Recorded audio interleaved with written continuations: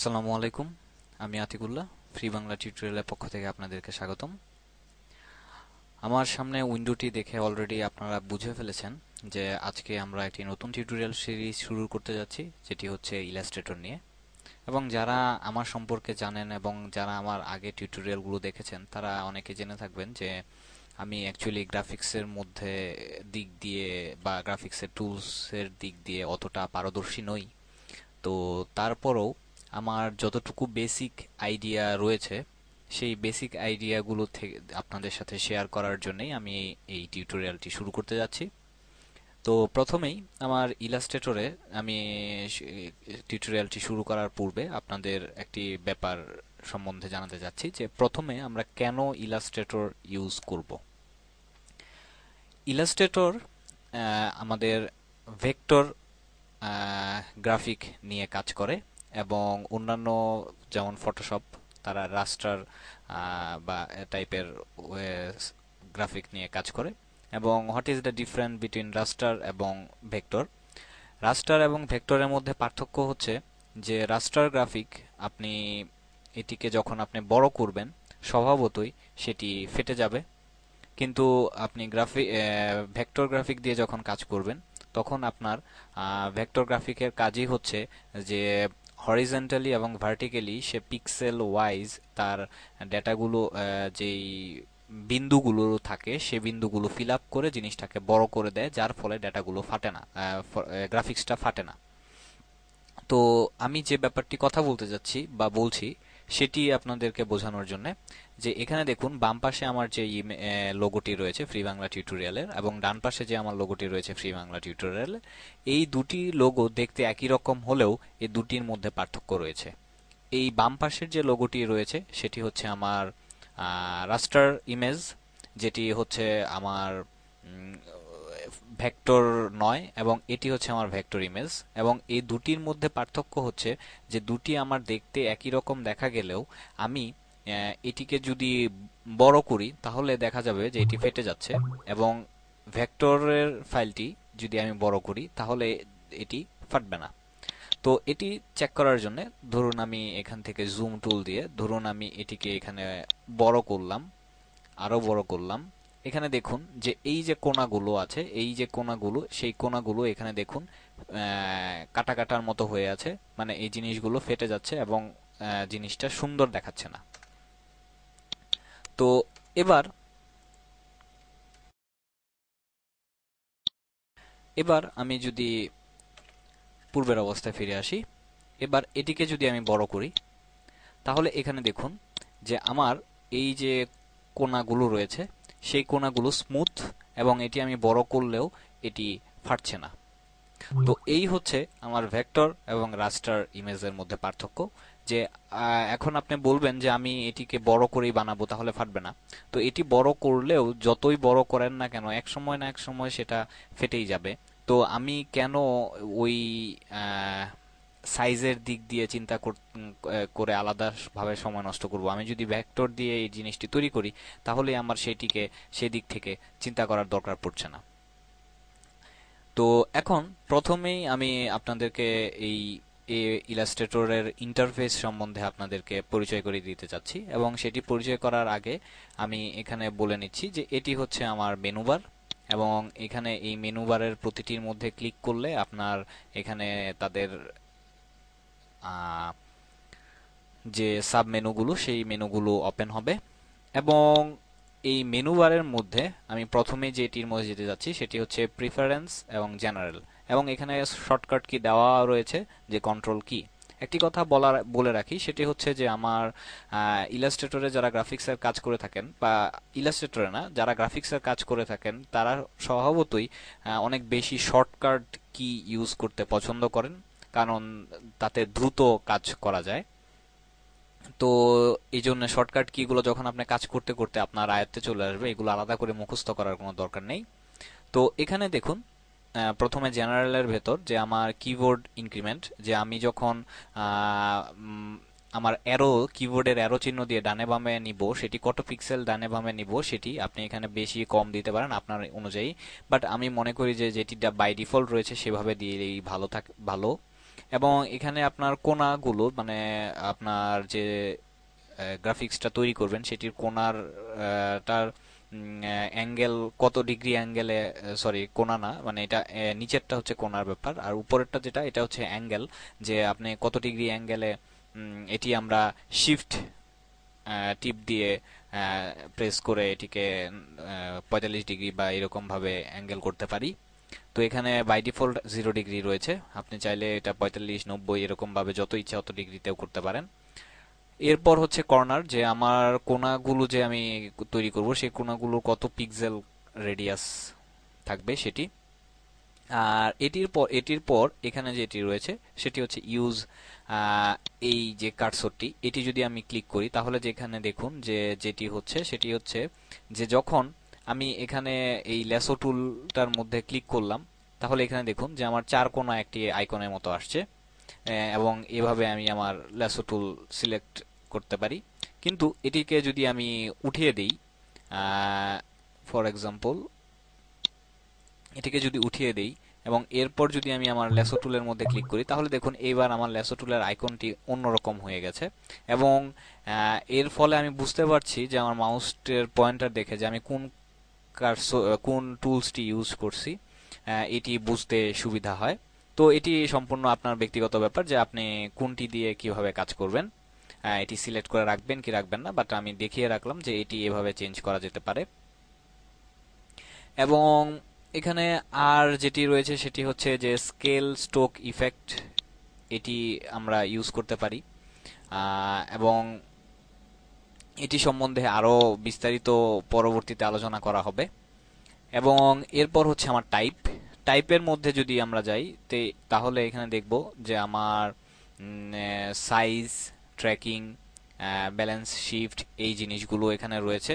আমরা এগুলো এখান থেকে এগুলো চেঞ্জ করতে পারি। এটি হচ্ছে নাম্বার অফ রিসেন্ট ফন্ট, আমি যে ফন্টগুলো ইউজ করছি সেই ফন্টগুলোর মধ্যে রিসেন্টলি যে 5টি ফন্ট ইউজ করেছি সেটি দেখানোর জন্য এটি আপনি এখানে চাইলে আরো বাড়িয়ে বা কমিয়ে দিতে পারেন।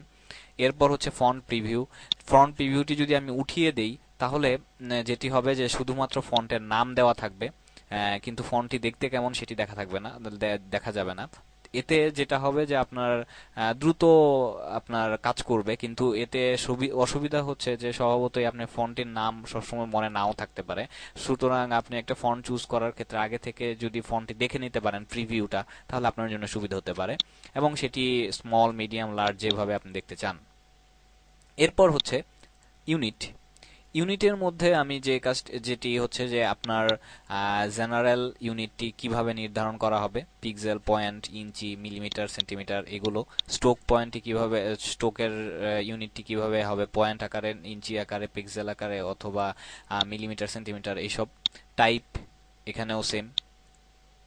তো এখানে আপনার যেটি দিয়ে কাজ করতে সুবিধা সেখানে সেই হিসেবে এগুলো চেঞ্জ করে নিতে পারেন, অথবা যখন আমরা একটি নতুন ফাইল নিব তখনও আমরা চাইলে এটি চেঞ্জ করতে পারি। আর এরপর আরেকটি জিনিস দেখাতে চাচ্ছি সেটি হচ্ছে ইউজার ইন্টারফেস। ইউজার ইন্টারফেসের মধ্যে যখন আপনি যাবেন এখানে দেখবেন যে এখানে আপনার যে ইউজারের এখানে যে আপনার ইন্টারফেসটি রয়েছে এটির কালার আপনি যদি চান ডার্ক তাহলে আরেকটু কালো করে দিলেন, এটি যদি চান আপনি মিডিয়াম হোয়াইট তাহলে এরকম, লাইট তাহলে লাইট, আবার যেরকম। আবার আপনি যদি চান তাহলে এখান থেকে জাস্ট স্ক্রল করে আপনার পছন্দ মতো করতে পারেন। এবং আমি আমার মিডিয়াম ডার্কটি রাখলাম।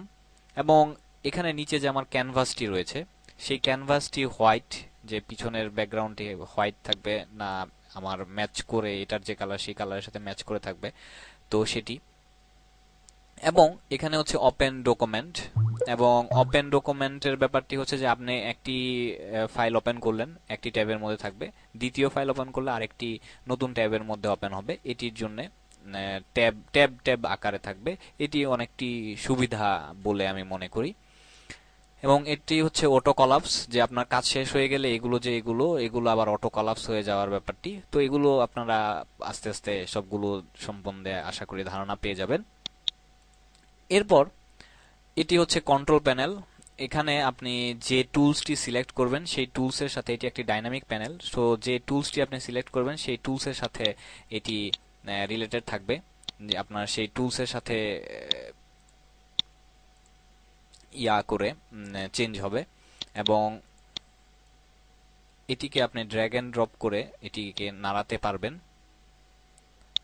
আবার রেখে দিতে পারবেন। এবং ঠিক এইখানে আপনি যে এটি রাইট চিহ্ন দেওয়া আছে সেগুলো এখানে রয়েছে, আপনি রাইট চিহ্ন দিয়ে উঠিয়ে দিলে আপনার সেই অপশনগুলো চলে যাবে।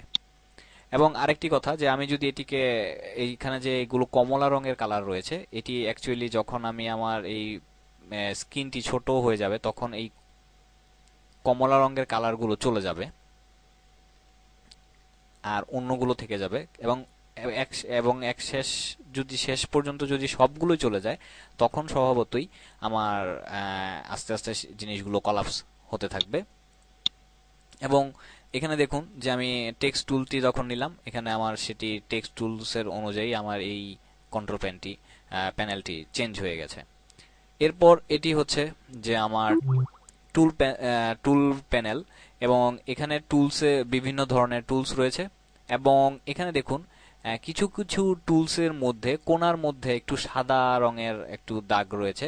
এটির মাধ্যমে বোঝা যাচ্ছে যে এই টুলসের আন্ডারে আরো কিছু টুলস রয়েছে, এবং এটির মধ্যে যদি আমি ক্লিক করে টিপ দিয়ে ধরে রাখি তাহলে এখানে দেখবেন যে ওইগুলোর আন্ডারে বাকি যে টুলসগুলো সেই টুলসগুলো এখানে শো করছে।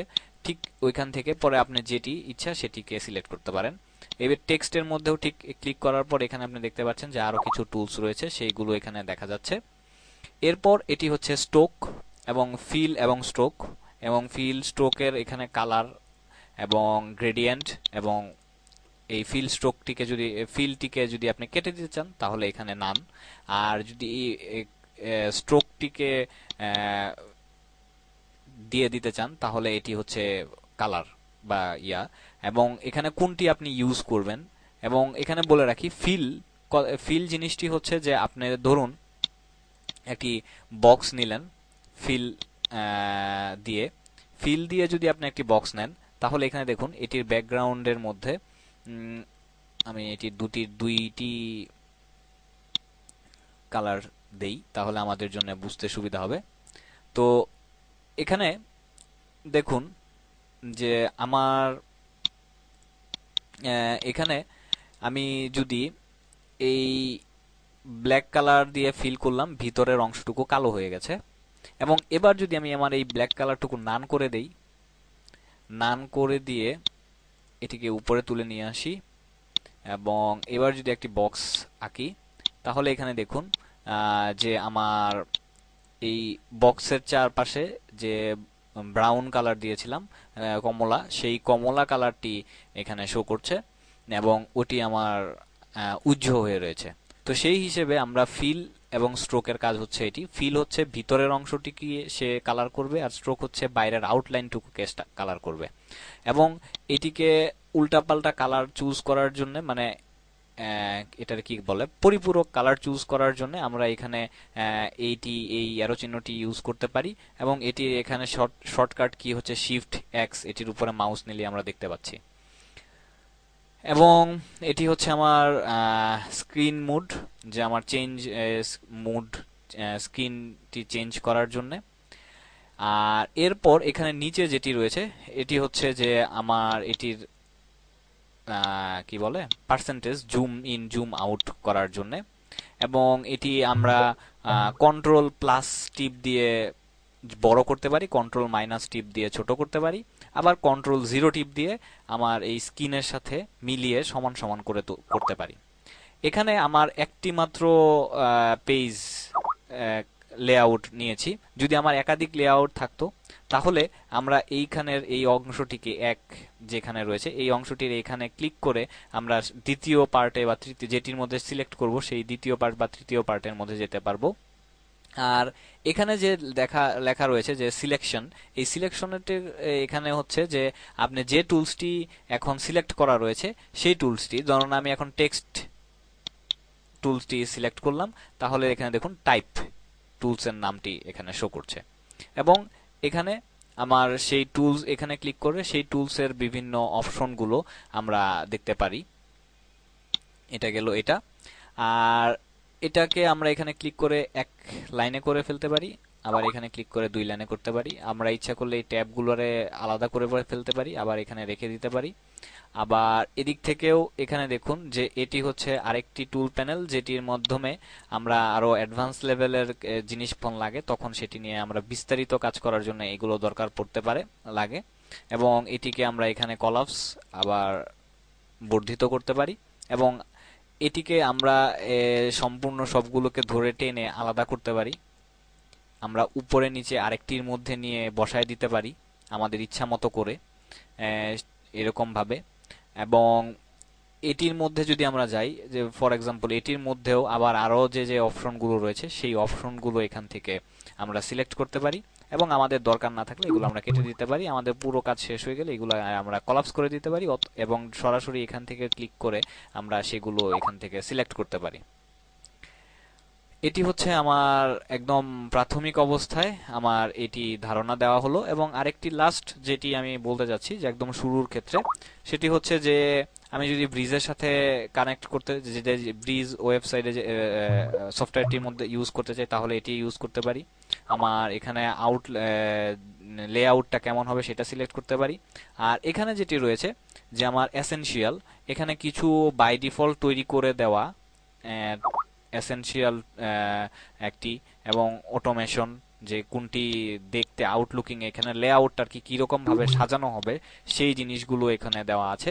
এবং আপনি চাইলে নতুন একটি ওয়ার্কশপ আপনি নিজের মতো যে যে আপনার জিনিসগুলো দরকার সেই জিনিসগুলো নিয়ে নিয়ে এখান থেকে আপনি সাজিয়ে আপনার নিজের একটি ওয়ার্ক স্পেস তৈরি করতে পারেন। অথবা যেমন এখানে দেখুন যে আমি এসেনশিয়াল, এবং এসেনশিয়ালের মধ্যে বিভিন্ন জিনিস আমি এখানে একটু আগেই সরিয়েছিলাম, যেমন এটার উপরে তুলেছিলাম, এটার একটা কেটে দিয়েছিলাম, এবং আমি এখন সুতরাং আমি এটাকে চেঞ্জ করেছি। বাট আমি চাচ্ছি যে না, চেঞ্জ না, আগের মতো চলে আসুক। তো আগের মতো চলে আসার জন্য আমি যদি এটার মধ্যে যাই এবং রিসেট এসেনশিয়ালের মধ্যে যাই, ক্লিক করি, তাহলে আমার সব ঠিক সেম টু সেম আগের মতো চলে এসছে।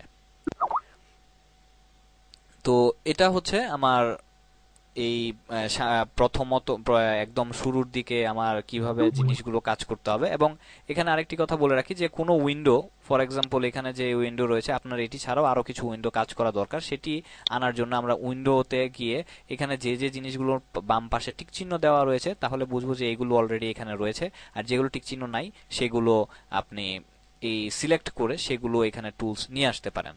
তো ফর এক্সাম্পল এই সিম্বলটি এখানে আমরা এই এই যে এখানে নিয়ে আসলাম আমরা। ফর এক্সাম্পল আমি অ্যালাইন, এখানে দেখুন আমার সেই অ্যালাইনটি এখানে নিয়ে আসলাম। আমি চাইলে এখন সেই অ্যালাইনটি এটার মধ্যে নিয়ে রেখে দিতে পারি। এরকম ভাবে আমরা আহ, আমার ওয়ার্কশপটি তৈরি করে আমার পছন্দ মতো তৈরি করে সেটিকে রাখতে পারি, এবং যদি কোনো ঝামেলা হয় সিম্পলি রিসেট দিয়ে পূর্বের অবস্থায় ফেরত যেতে পারি। এবং আমি একটি কথা বলে রাখি যে আমার এই টিউটোরিয়ালটি সম্পূর্ণ যারা ইলাস্ট্রেটরে কিছুই পারেন না তাদের জন্য, তাদের কথাটি মাথায় রেখে এটি তৈরি করা হয়েছে, কারণ আমি নিজেও তেমন কিছুই জানি না। তো সেই হিসেবে আমার অনেক ভুল হবে, আমার তেমন পারদর্শিতা দেখাতে পারবো না, এবং সেটি আশা করি আপনারা ক্ষমা সুন্দর দৃষ্টিতে দেখবেন। এবং যারা ইলাস্ট্রেটরে মোটামুটি আইডিয়া আছে, আমি মনে করি যে আমার এই টিউটোরিয়ালটি তাদের দেখার দরকার হবে বলে আমার মনে হয় না। তো যাই হোক বন্ধুরা, আজকে এই পর্যন্তই। পরবর্তী টিউটোরিয়ালে আমন্ত্রণ জানিয়ে শেষ করছি। ধন্যবাদ।